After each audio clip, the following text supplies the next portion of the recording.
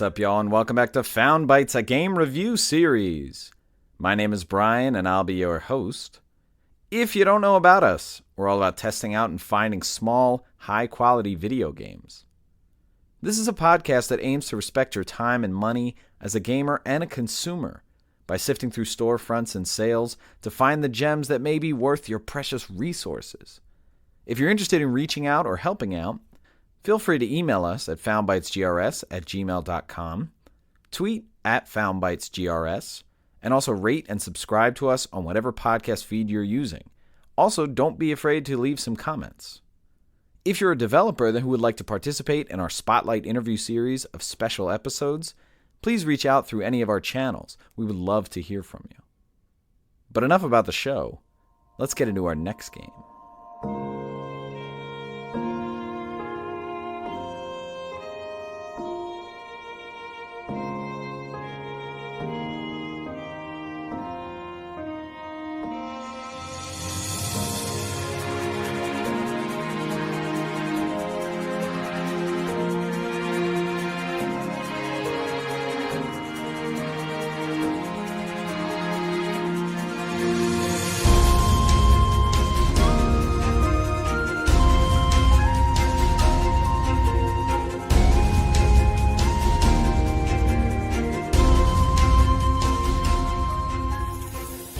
8Doors, Arum's Afterlife Adventure is the game for this week's episode. 8Doors is a Metroidvania action platformer, and some comparable games, things that we talked about before, Salt and Sanctuary, Greek Memories of Azure, Grime, and even some Hollow Knight in there. Pretty good games there that are comparable, and it's right in the mix with them. The game was originally released in April of 2021 on PC, April of 2022 on Switch, and April 2023 on PlayStation and Xbox platforms. The game was developed by Rootless Studio, and they're a small indie studio from South Korea, so shout out to South Korea. The game was published by NeoWiz Games, and we've heard of NeoWiz before. They published Skull. The game also had a physical release, and that was done by Red Art Games, and I think we've heard of them before. And that physical release came out in January of 2023, and it had releases on Switch and PS4 and PS5. All of those are pretty much available in retail on Amazon or Walmart or I think like Best Buy and places like that. The game was released at a price point of $19.99, and those physical releases, the PlayStation 1 is available for $29.99, and the Switch one is $34.99. Runtime of the game, it looks like an average of about 9 hours to get through this game. I guess if you're doing it at a steady pace, maybe somewhere between 10 and 15 if you're kind of going out of your way to do all of the things. But what's interesting is I looked at the trophy list, and there's a rush trophy if you can beat the game on normal in 3 hours. But speaking of trophies, the game does have a platinum trophy on PlayStation. So if you're a trophy hunter, check that out. And me, I've been playing this on Switch, and I got it on sale for $3.99. And I've put in somewhere between 3 and 4 hours, and I feel like I'm actually moving pretty quickly because I think the game does a good job of letting you just go through the linear story. But I've beaten quite a few bosses, and so that's kind of how I'm gauging things and how the story is progressing. No one recommended this game to me. I saw it a bunch of times and then finally had it on a wish list, and I popped up on sale, so I jumped on it. And it was really the art style and the idea that it takes from a lot of Korean kind of folklore and fairy tales or things like that that was pretty intriguing to me.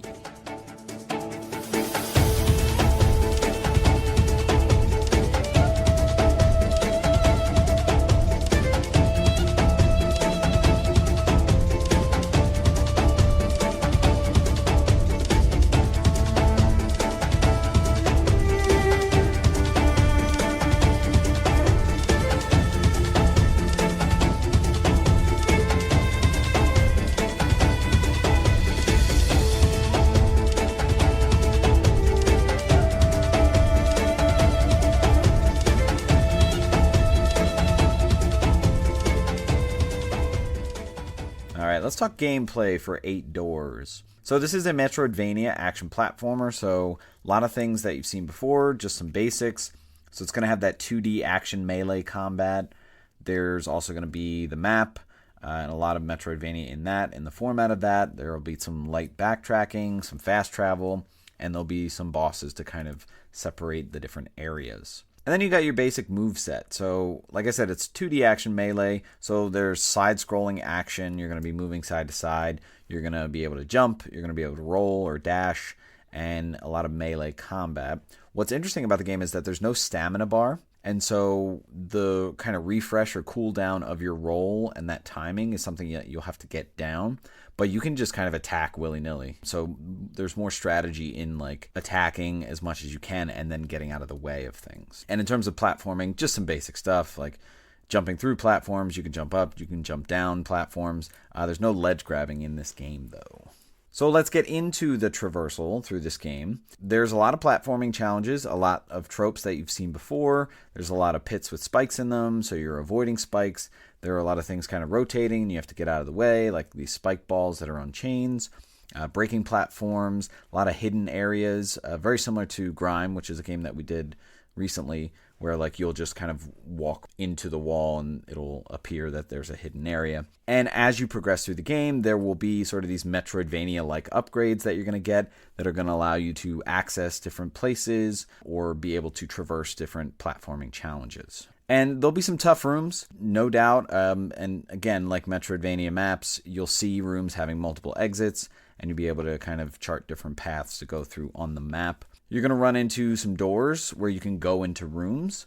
And so this is going to bring sort of this split dichotomy here where sometimes you'll have safe environments where there are these locations where people are there and you can talk to them. And then you'll be kind of out in the open where enemies are there and you'll have a platform traversal. So you'll be using the map a lot and you'll be able to pull that map screen up.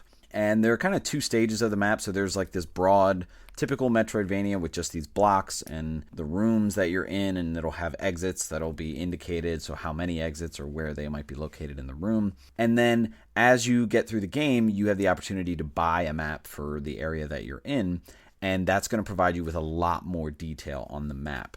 And the map is kind of separated by these vague areas or biomes. I believe there are 8 of them, hence 8 doors.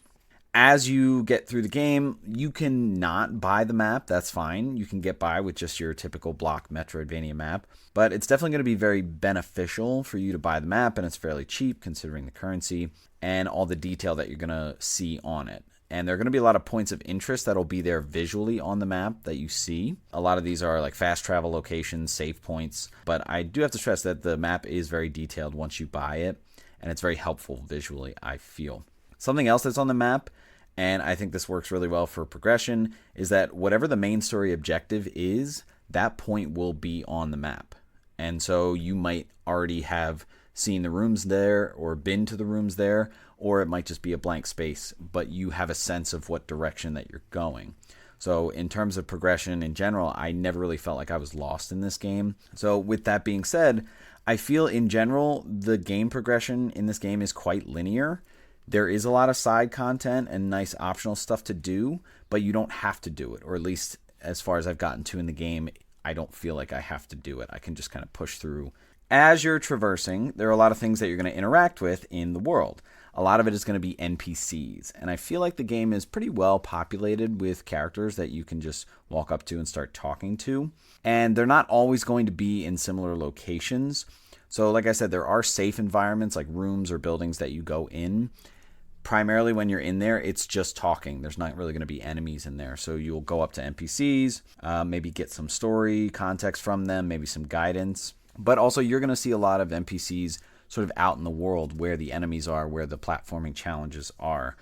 So I like that variation of, you never really know where you're going to expect an NPC to show up that you can just start talking to. And also what you're going to get from NPCs is you might get like these mini quests that you do, and it's not that it's very detailed in like a logbook or anything like that, but a lot of this stuff is like collection based, and if you look in your inventory, you might have something to capture things in, and just reading that inventory item, you can actually get the context of what you need to do with it or where you need to go with it. Also, some of these NPCs are going to be indicating that there's like a weapon that you need to find. Maybe it's a weapon that they have or is around them. And so that can kind of put a bug in your ear about like, oh, I might be able to find this thing that they're talking about. Other characters that you might come across, there might be these fugitive souls that are just kind of standing about and are kind of lost and are really looking for you to find them and bring them back, quote unquote. And so in terms of collection, that's one of the main collection things that you're going to find. Also, you'll find NPCs that are going to sell you things.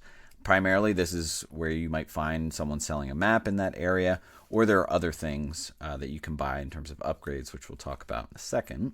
Other things you might come across are just story points. You might get to a location. It might be in a building. It might be outside in a random room.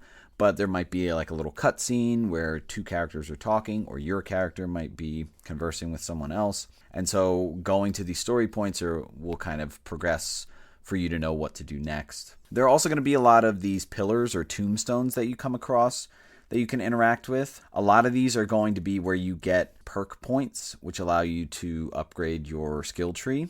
And these are often at the end of like a small little platform challenge location. And so it's kind of like a nice reward at the end of it. And you definitely want to find these because you can upgrade your character and your abilities. The other types of tombstones you're going to run into are save points. And these are, I think, spaced pretty well. All you have to do is go up to these and hit the up button, and basically it'll be like a bonfire from Dark Souls games. You'll refresh your health, whatever items you have, the enemies in the area, and this will also be the respawn point. In terms of enemies, you'll see a lot of enemies as you're out and about in the world. Very strange, very unique. I love the variety of these enemies, and they vary in terms of their melee attacks, how ranged that is, and the variation there. The attack speed, so you'll know how to dodge or dash through them. The methods for dodging, depending on like the level of their attack, if they attack high or low. And you'll also get used to sort of the roll restrictions and timing with how to dash around them. There are some enemies that you actually can't roll through. And what's also interesting is as you progress through the game, there's a really good pacing of sort of the different weapons you find and your upgrades as you upgrade your character, and the co-evolution with the enemies that you then run into. So I like that. I like how things kind of amp up as you get more skillful, as you get more abilities, and find sort of new ways to defeat these enemies or new requirements for defeating them. You'll also run into a bunch of hazards. So like I said, you'll see pits with spikes on the bottom. You'll have projectile shooters, so not just enemies shooting projectiles, but you might actually have parts of the scenery shooting projectiles, and so that can add to the platforming challenge. And then also you'll see a lot of blockages of different areas that might require you to come back with a different upgrade or things like that. So in that respect, certainly very Metroidvania. In terms of bosses, I find that the bosses are a good challenge. They all pretty much have two phases, and you'll know because they'll scream halfway through and sort of change a little bit of their moveset. I've definitely died a bunch to some of these bosses, and the run-ups to them I think are fine in terms of if you die and you have to respawn. I find that the movesets are pretty good, pretty interesting. The mechanics vary depending on the boss, and I don't think that they're overly challenging. I think, if anything, you just have to be a little patient and get used to the pacing of the game. Nothing really gimmicky, and nothing really like specific weapon based. It's not very Zelda. I don't think any boss I've encountered so far needed a specific tactic or weapon to beat it. In terms of your character, there are a lot of upgrades that you're going to come across. A lot of these you'll get by just progressing through the story.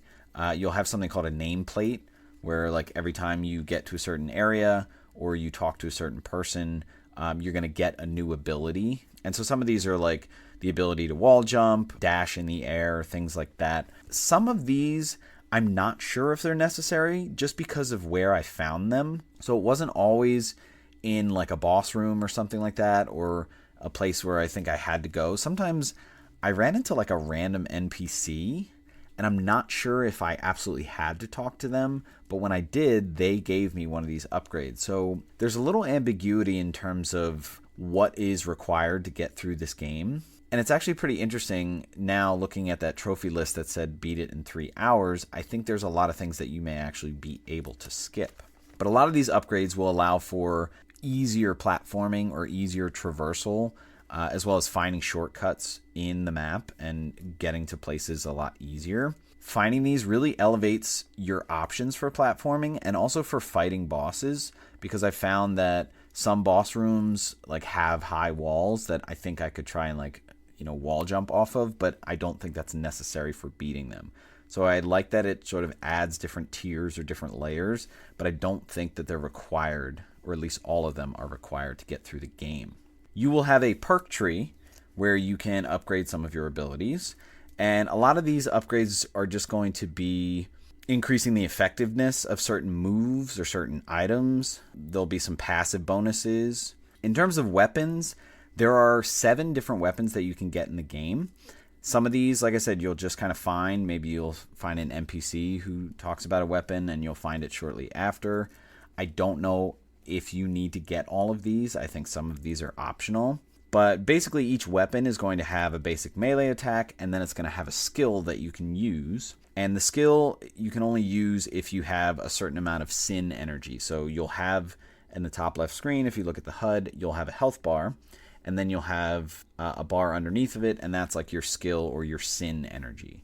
And anytime that you use one of your skills, like you'll use some of that energy, but when you kill enemies, you'll regain some of that. So there's a nice simple mechanic there. These weapons are going to have some variation in their range of attack, their speed, the different skill that you can use. The starting weapon that you get is the scythe, and it's meant for you to go and collect these souls of these like wandering souls that are out there. So its skill is very tied to a side quest mechanic there. But what's interesting about these weapons and the combat is that you can swap them very quickly while you are in combat. You'll also have these health potions that you can use, and they're kind of like Estus flasks, because when you go to a save point, they'll refresh. And basically you can use them pretty quickly, and they'll just give you more health if you get hit or something like that. But you can buy upgrades to these, and you can also buy some upgrades to your sin meter, I think, like making it bigger. Everything that you buy uses the currency of just these coins, this money. So anytime you kill an enemy, you're going to get this currency. And I think also as you're progressing through the game, you might find these chests that are just sitting there in the environment, and you can open them up and get that currency as well. So it's pretty simple in terms of buying things. There's only one currency. Something else that your character can do, which you find pretty early on, is that your character is actually walking around with another character on their head, and it's this little frog. Eventually, you will get the ability to transform that frog to be very big, and then you would control that frog with your character kind of sitting on that frog. So there's this swapping or transformation of who's like the main person, almost like in the realm of Donkey Kong Country, but not quite. And when you are the frog kind of blows up, and it has a similar moveset. The frog can jump, dash, do melee attacks. But what's interesting is the frog allows you to traverse across water and also get through other blockages in the environment. And the frog has his own upgrade tree with upgrades that you will get through the story, and then you can add perk points to. Nice little interesting dynamic here with the transformation. In terms of accessibility and progression, there's a difficulty choice in the beginning of the game. I went through on normal. There is a casual mode. As I'm playing through normal, I am dying a fair amount of time. I think it's a fair challenge. There's not really any consequence to dying. You don't lose any currency, I don't think. I haven't noticed. Sometimes when you die, if you're not near a boss, or if you're not dying in a boss and you're just kind of traversing or exploring, you might have to do like a big run to get back to where you were. And like I said, the game is pretty linear, but I think there are a lot of extras. So as I've been playing, I've kind of been doing both, discovering some of the extra things as I'm going through, but I am really pushing to just follow the linear path because I like where the story's headed and I want to kind of progress this. Also, as you're sitting there, you can actually talk to the frog, and I just found this out recently, and they'll give you kind of context or hints as to what's happening or where you need to go. So this is very much like Ocarina of Time and Navi, who's saying, hey, every 5 seconds, although the frog is not saying anything. And also in the environment, there are these like road signs that show you where certain points of interest are close by. And that's very helpful if you're looking for a save point or if you're looking for a fast travel point. There's sort of environmental storytelling there that can be helpful.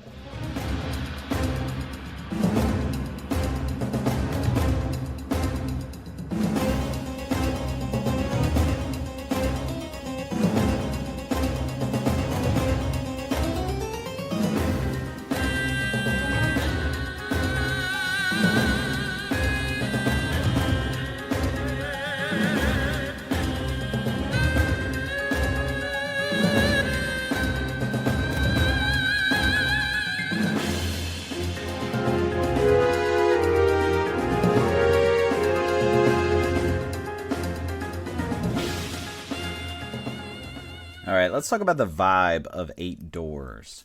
And let's start with some visuals. So this game is hand-drawn, and it is really beautiful. It's very detailed. The characters, the environment, you see everything. Everything is so defined, I feel. And I love the color palette. So there's a lot of gray, like some black, some white, but it's mostly gray, and then a touch of red in very specific spots. So this is similar to Other Side, which is a game we talked about on our Tales and Sales episode, but a lot more defined, I feel. And I just love the way that it kind of fits into the theme, because as we'll talk about with the story, you are in purgatory, and so I think those colors really kind of match up with like this eerie or kind of spaced environment. Things aren't quite living, aren't quite dead. I really do like the use of red, especially when it's indicative of like a threat.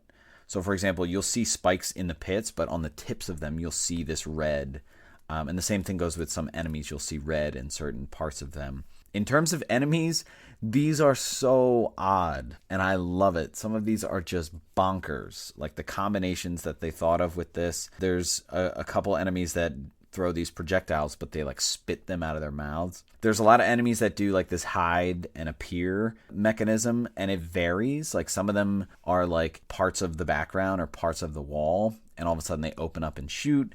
Sometimes things come from underground. Sometimes there are these like wandering flames, and as soon as you get close to them, it's like this big enemy, and it kind of catches you off guard. I love how it plays with that mechanic. And in terms of what they look like, there's variations on different animals, different plants, different just literal objects. I mean, there's this one enemy that is almost like a marshmallow that's between two giant pieces of bread.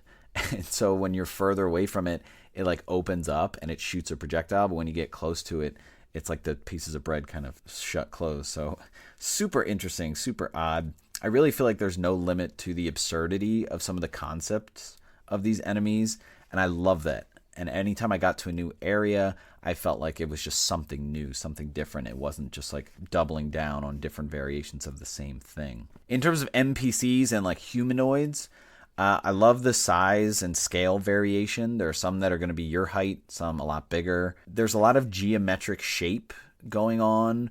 Like some of the faces will be circles, some of them will be ovals, like their heads.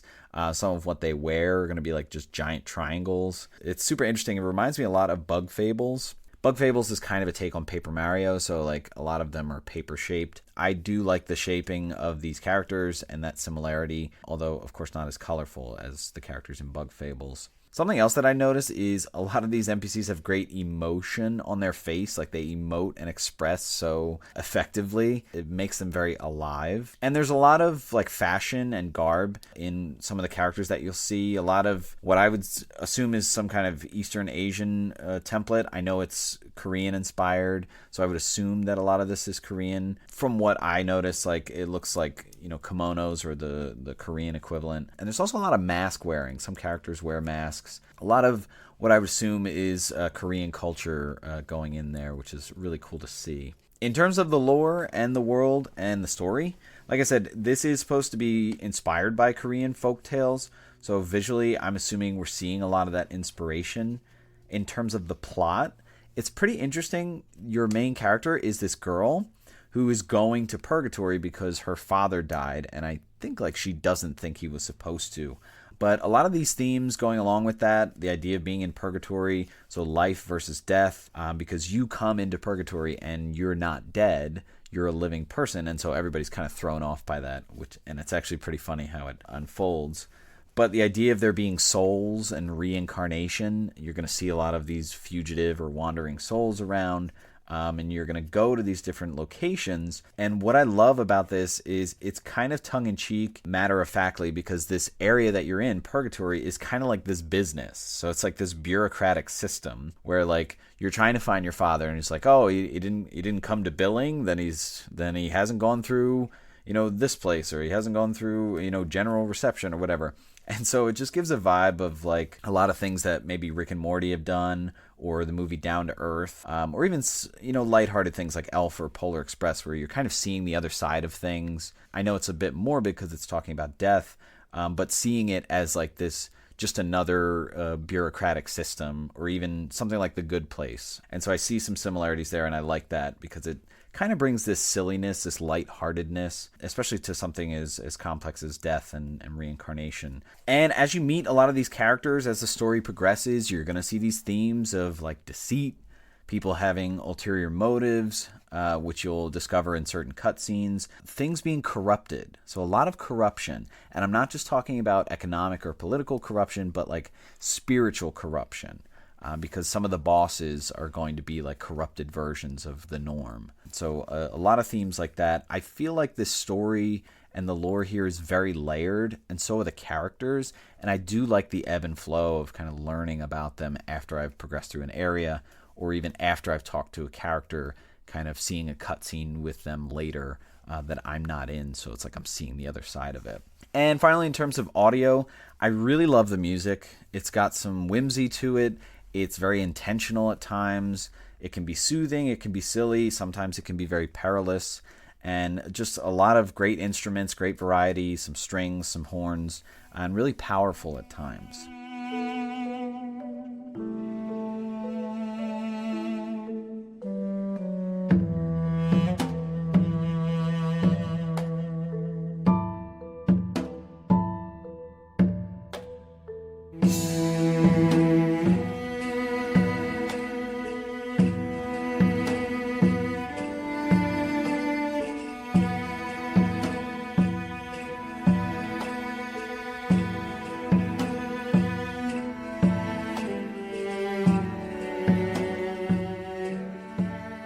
All right, let's wrap up the conversation about 8Doors, Arum's Afterlife adventure.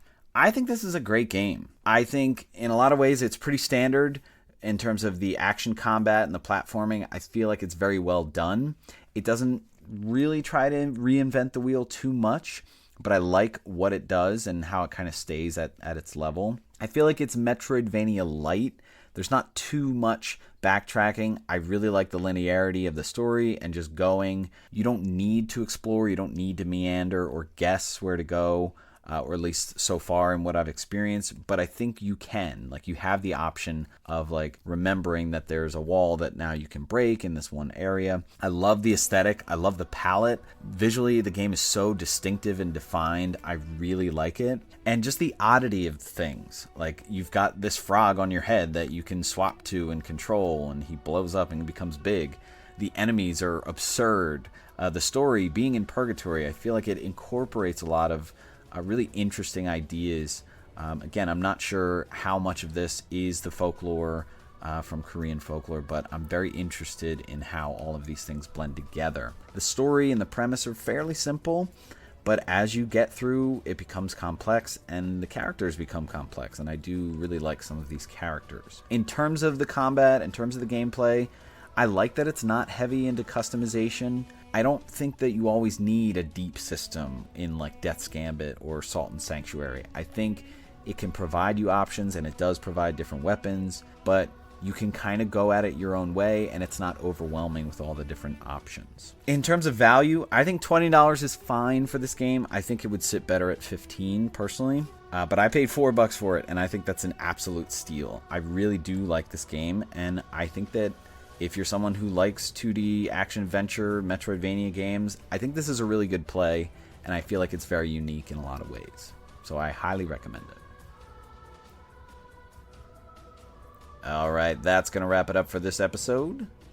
Stay tuned for our next episode to see what new game we found for you.